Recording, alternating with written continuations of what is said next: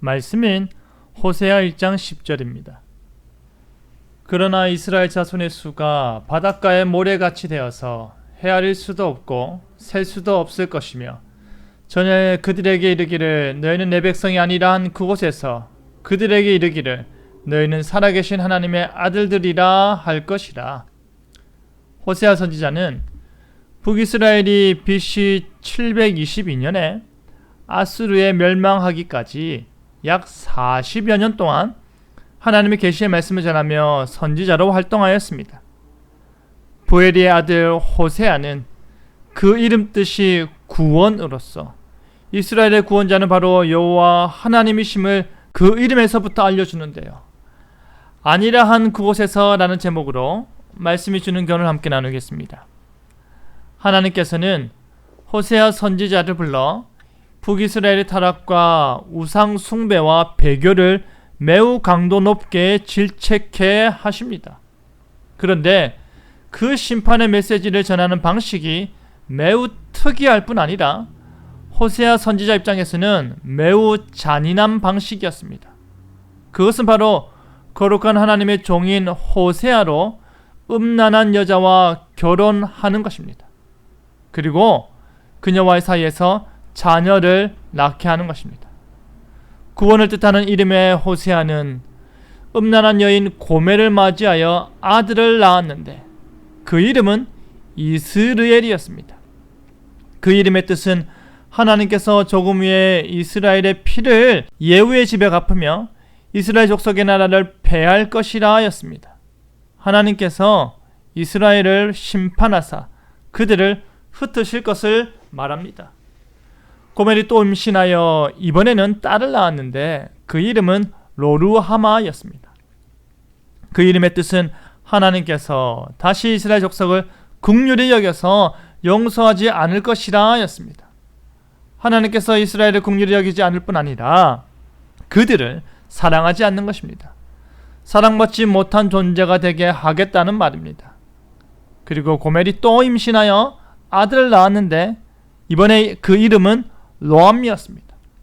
그 이름의 뜻은 하나님께서 이스라엘을 향해 너희는 내 백성이 아니요 나는 너희 하나님이 되지 않을 것이다 였습니다. 심판하시고 더 이상의 긍휼을 베풀지 않으시니 이제 그들이 하나님의 백성이 되지 못하는 것입니다. 호세아는 음란한 여인을 선택하여 그녀와 결혼을 했다는 사실 자체로 그에게 너무나도 힘겨웠을 것입니다. 주변의 시선과 손가락질이 얼마나 거칠었을까요? 그뿐 아니라 고멜과 낳은 자녀들의 이름이 하나같이 부정적인 의미들입니다. 그 사랑스러운 아이들의 이름을 부를 때마다 이스라엘아 심판받을 아들아, 로루하마야 사랑받지 못한 딸아, 로암미야 내 백성 아니야, 그 말이 생각나니 얼마나 고통스러운 상황일까요? 그런데 하나님께서는 호세아 가정을 통해 북이스라엘의 심판을 선포하신과 더불어서 이스라엘의 회복을 약속하고 계십니다. 이스라엘 자손의 수가 바닷가의 모래같이 될 것입니다. 헤아릴 수도 없고 셀 수도 없을 것입니다. 하나님의 용서하심을 통한 언약의 신실하심은 심판 가운데서도 꺼지지 않는 불빛으로 계속해서 비춰지고 있는 것입니다. 하나님께서는 내 백성이 아니라 한 바로 그곳에서 그들을 구원하실 것입니다. 바로 그곳에서 살아계신 하나님의 아들들이라 일컬음을 받게 하실 것입니다. 이스라엘 백성들이 아수르에 의해 심판받아 멸망한 바로 그 가나안 땅에서, 약속의 땅에서, 아브라함의 언약이 성취되고 다윗의 언약이 주어진 그 땅에서 그들이 범죄함으로 인해 멸망당했지만 그곳에서 다시 언약 관계로 회복되는 것입니다. 영원전부터 살아계신 하나님의 아들됨이 바로 음란한 자녀와 같은 이스라엘이 회복될 신분인 것입니다. 사랑하는 성도 여러분, 하나님께서는 호세아 선지자에게 너무나도 고통스럽게 하나님의 뜻을 전하게 하셨습니다. 호세아의 삶은 그야말로 말로 닿을 수 없는 아픔으로 가득 찼을 것입니다. 하지만 하나님께서 그의 입술을 통해 다시 회복을 명하십니다.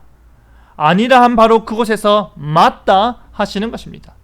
너는 내 백성 아니야 했던 그곳에서 내 백성이야, 나는 살아있는 하나님이야 하심을 믿으시길 바랍니다. 내가 넘어진 바로 그곳에서 살아계신 하나님께서 일으켜 주실 것입니다. 그리하여 아니라 한 그곳에서 다시 회복의 은혜를 맛보는 저와 여러분 되기를 간절히 바랍니다. 아멘.